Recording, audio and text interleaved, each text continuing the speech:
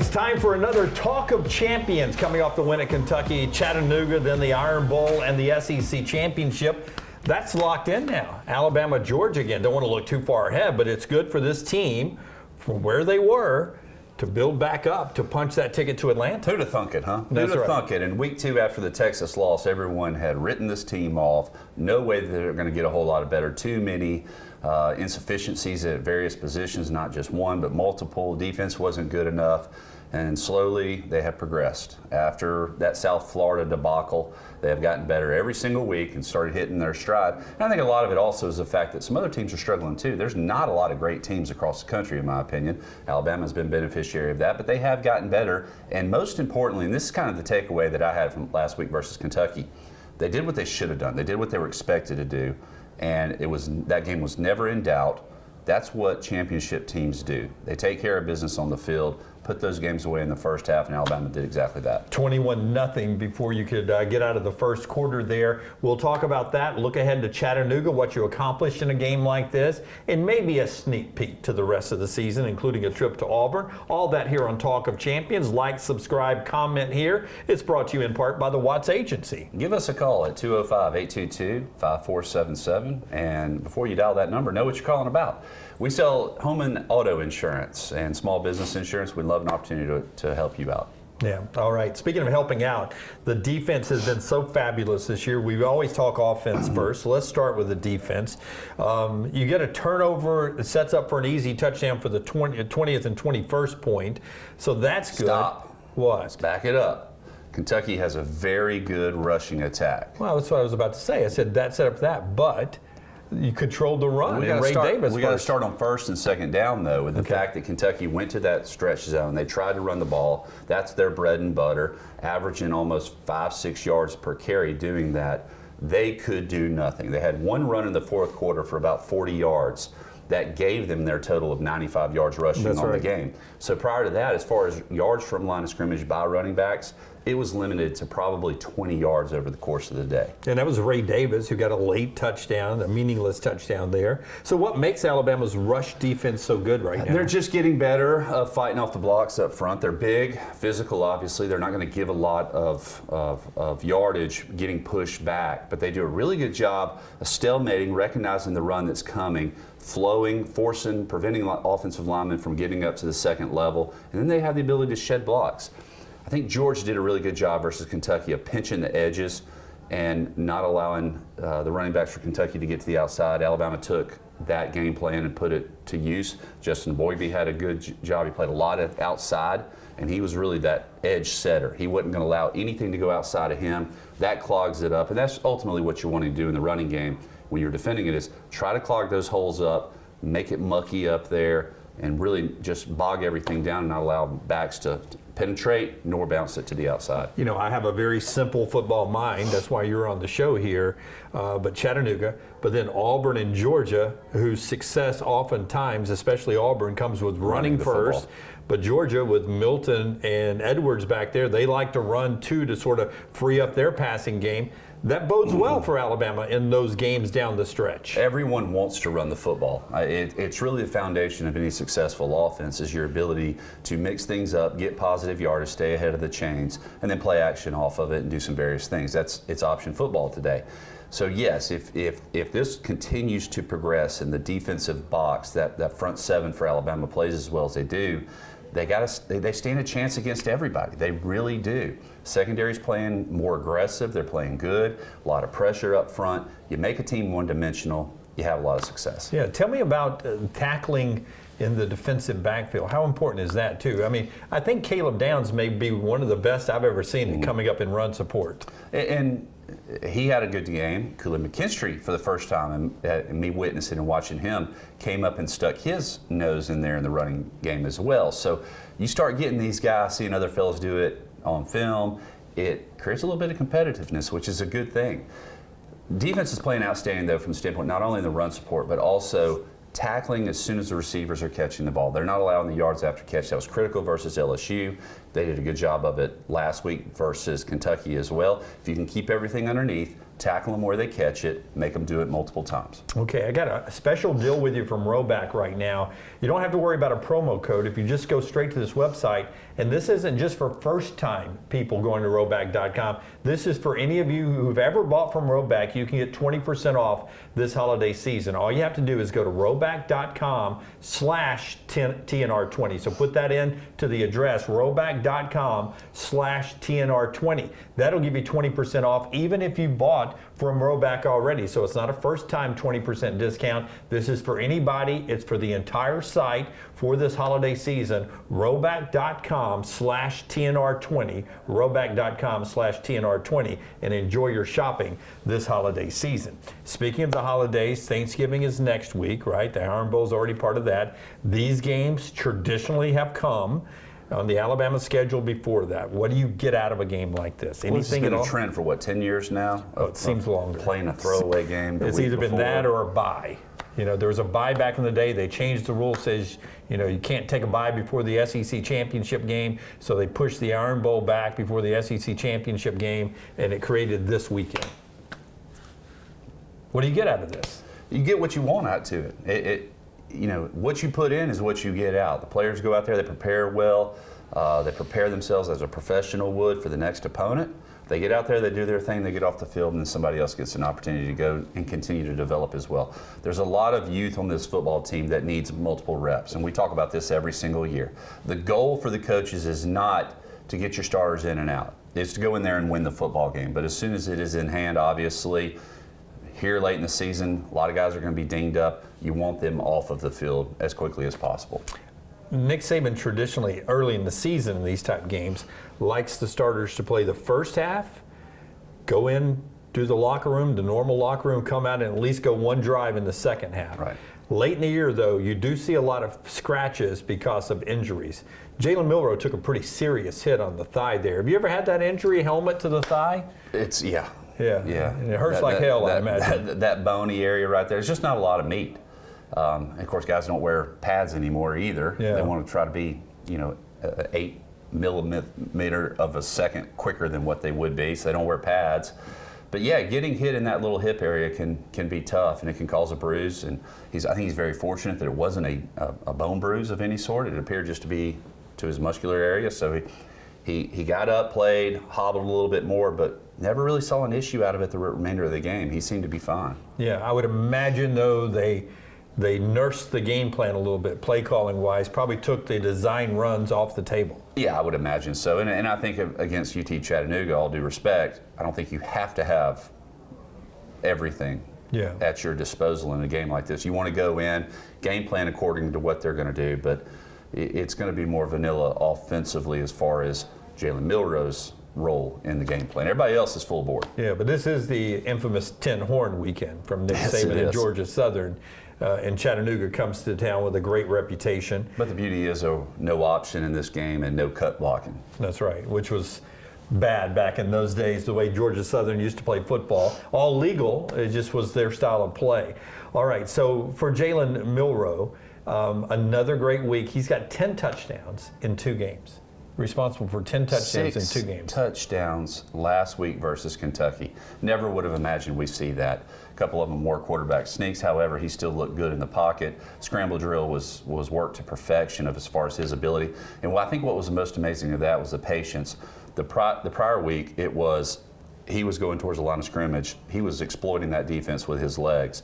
He continued to move towards the line of scrimmage, but kept his eyes downfield in this week's game versus Kentucky. And that's not a conscious decision that he has made. Right. But it shows his awareness of not just being, it worked well last week running the football, therefore I'm going to take off and pick up 8 yards. Now, he kept his eyes downfield, knew down and distance, new situation, and was able to exploit a defense that got out of position even with 3 safeties down deep, because both of those were 3rd and long situations where he's hitting big home run shots downfield. More and more, he's getting more and more comfortable. And I would imagine the things you're talking about there comes with getting more comfortable. It does, understanding down distance situation where you are in the game, but also very familiar with your offense, understanding where receivers are. And that's the biggest thing. A lot of times guys will start scrambling around, they forget, well, where are my guys at? They're all on the left and I'm rolling to the right. That's not good. Right. So keeping your eyes downfield, understanding where they are, but Cubby Prentice did a good job of recognizing where the voided area was. He worked his way to it while still maintaining scramble drill discipline, work the sidelines, then go up. So it all worked out, which was good to see. I want to ask you about what is, I don't think it's a new trend, but it's been something that analysts on TV broadcasts have been pointing out a lot this year. After I tell you about our friends at MyBookie, mybookie.ag. Right now, a 50% deposit bonus with mybookie.ag. You go in, use the promo code next round, and you'll get a 50% deposit bonus. Mybookie.ag. Bet anything, anywhere, anytime. Right there with mybookie.ag. I forget the term they use. Is it the parachute route? I forget what it's called, but the receiver is going out, and he sort of is making a loop, and there's no landmark, they keep saying in the broadcast. He's just trying to find a space out there. He's not running to a landmark and cutting or moving or, What'd you call turning. It earlier? Was it a parachute route? Is that what it's called? Parachute? There's a sail route. A sail route, that's what it is. The sail route. It's the parachute, not your pants, baby. Tell me about the sail route. Why is that working all of a sudden against these defenses? A lot of guys, they'll bend it in and make the corner, then say, all right, well, he's the safety's problem. So I'm going to fall back into either my third, or I'm going to go with this receiver because that's somebody else's responsibility now. And then they'll kind of bend it back. And it's not so much of route running is not, the good route runners are not A to B to C. It's not 5 yards, then I cut out. It's, I set this guy up and it might be at 3 yards, it might be at 7 yards, but I'm trying to find a voided area. I try to create separation, try to force the defense to make a decision, and I'm going to find a voided area. And the good quarterbacks and receivers, that's what they're working. They're both seeing the same thing. Right. So there's gray area in a lot of these routes, and there needs to be. Down and distance dictates sometimes you go past the sticks. Understandable. But there's got to be a little bit of gray area because there's no purpose for a receiver to run into coverage just because my route told me to go 12 yards and out. Well, that's where the guy's standing. Why go there? He's expecting you to go 12 yards and out. Why not go 9 yards? Right. You're open at 9 yards, so why not do that? Those are the type of things. Sail route, it's fine. Going in, confusing the defense with who they're matching up with, and then kicking it to the outside, finding a voided area. And so much of that occurs in today's game. Oh, are we as Alabama? So much more. So much more now. Are we as Alabama flooding routes more as the season goes on? The traditional flooded route where I bootleg off and I put three defenders in there. Are we trying to do that more for Jaylen for some reason? No, you're always trying to put strain on a defense. Right. Call it flooding. I'm trying to high-low a particular guy. I'm trying to go on either side of him make a decision where he's wrong. So he makes one choice, I throw the other. That's right. But offensively, and this is where the Tommy Rees is, and then they have to understand what the defense is doing, whose the responsibilities are, what their matches are. I take this guy, I push the safety off, which creates a one-on-one opportunity on the next person.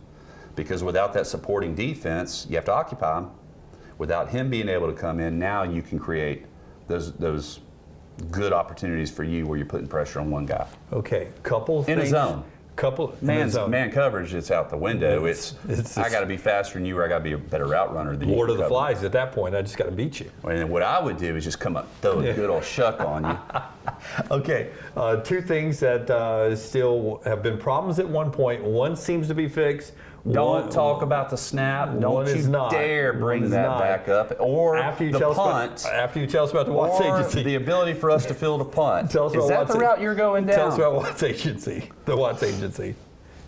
You want to talk about hedging your bet. That's what you use insurance for, okay? We take the risk off of you. Give us a call. We're an independent agency. We're picking up new carriers right now. It's a tough time. Please give us a call for your home and auto insurance needs at 205-822-5477 or go to TylerWattsInsurance.com. Now, wait. Got to spin the imaginary wheel. Oh, it lands on snaps. The snaps have been really good. You've already drawn on the imaginary, dry erase board or grease board, as my dad calls it. The snaps have been good. The snaps have not been an issue. Yes. Last week versus Kentucky, we still had a snafu versus LSU. But it was good to see us not have any problems with the center quarterback exchange. You're talking about being superstitious, bringing I'm it not up saying is not good. being superstitious. I'm just saying there's a couple of games coming up here where you can't have any issues nor mistakes. Yeah. So don't think that it's fixed. Okay, it's not fixed. LSU thought they fixed their defense versus Auburn. They realized real quick they still can't tackle. Still can't tackle. But then the momentum changing fumble this past weekend. You're up 21-0. Game is well in hand. You field that ball at the 40-yard line. They haven't stopped you offensively all day long. You go down. Next thing you know, your starters aren't playing in the second half. And instead, yes, I don't know if it's not taking your. You know, and I also wonder this. That was like the first spiraled punt that we had seen in a couple of weeks. Are these guys getting so accustomed to the rugby-style kick that maybe that threw them off? But it was just an errant deal where you can't have a turnover, especially up 21-0, about to put this game away. It was unfortunate, yet he's still the guy. Yeah. So is it the rugby-style kicker where it's making you hesitate whether you want to field it or not because it's not coming out traditionally? I have no idea. Yeah. I have no idea. All right. See, to me, I have tried. Have you ever tried to field a punt? I have once, and it's a whole lot harder than it looks. Extremely difficult. The ball goes up, and when it's in a spiral, it starts to come down. But unlike a fly ball in baseball, where it stays on that trajectory, eventually that thing does that. Right, because of the pointed football. It like draws back or something. It's like a plane. Yeah, it's almost not the same of catcher going back to the backstop on a foul ball that he's having to catch with a mitt on. Having to turn around. Yeah, he turns around. But it eventually is got a different spin on it. Yeah, it's got a different spin on it too, as opposed to when it has been head out to the outfielder. So that's different too. But that's on a spiral punt. Now the rugby punter's not kicking the spiral punt. Could part of it be just the mentality of, I'm going to go catch every punt, and not this indecision as this one I'm going to let hit and this one I'm going to go catch? Is it a mental thing that some people are just like, I'm going to go catch every punt? Back of your mind, you're wanting to return every single one because you want that opportunity. I don't even want that anymore. I just want you to catch every one. Correct? Yeah. Well, come on now. I'm ready to dumb it down and let's just catch every one, fair catch everyone, and let's go. Okay. I don't want any negative plays. I don't want it to hit the ground and roll. Part. That's exactly right. So now your job is, I'm going to go get that ball and prevent it from bouncing. Right. That's all I ask for. Yeah. No return. I'm going to fair catch everything. I got to get to it. Then all of a sudden, because of the rugby style that comes into play, it's, holy cow, if I can't get to that and be under control and it hits off of me, I don't know where that thing's going. Yeah. It could bounce 5 yards in front and hit my leg. So he's still the guy, so he must be doing it right. He obviously He's doing it the way the is. coaches want. Yeah, he obviously is. Obviously is. Dumb sportscaster. Bad sportscaster. Such a stupid question. It's all right, Chris. It's okay. Chris Farley. Watts Agency, our friends right there at mybookie.ag and roback.com/TNR20 for everybody, not just first-time users there. And we're getting ready for Chattanooga. And then next week we'll come in and talk about the Iron Bowl in Auburn at Jordan-Hare Stadium, that place that's so tough to play. One more game. That's not a question. Did you want me to say something? Because that's not a question. No, teasing ahead. Senior Bowl, Senior Day. Cool night. We never did this. And when I was growing up, really, you did not? No, they did not honor the seniors or their family members. So Mr. and Mrs. Watts did not never made it on the field. Yeah. Never made it on the field. The hottest teacher in Thompson elementary history never made it on the field. I guess they were scared my dad would never leave because he'd be talking to everybody. Hey, how you doing? No, but this is a cool thing that they do if you've never had an opportunity. And what I love also is the fact that a lot of people who normally don't get a chance to go get to bring their kids, their families. So it'll be a good atmosphere, hopefully, there on Saturday. And then next week, that's when you better roll up your sleeves because they always do this. I knew they would do it again. They start figuring things out in the tail end of the year. Playing the best football to date, especially when it's at Jordan-Hare. Well, that's 10 points right there. Yeah, at least.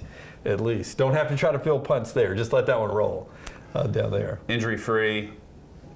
Do your thing out here. Get off the field. Seriously doubt Deontay Lawson plays again. They'll probably give him another week to heal up. Jihad Campbell's played outstanding at linebacker. It's good to have those three pieces there that you can interchange. Hopefully we see a couple other guys as well. That's the Talk of Champions. He's Tyler Watts of the Crimson Tide Sports Network and the Watts Agency. Have a good week.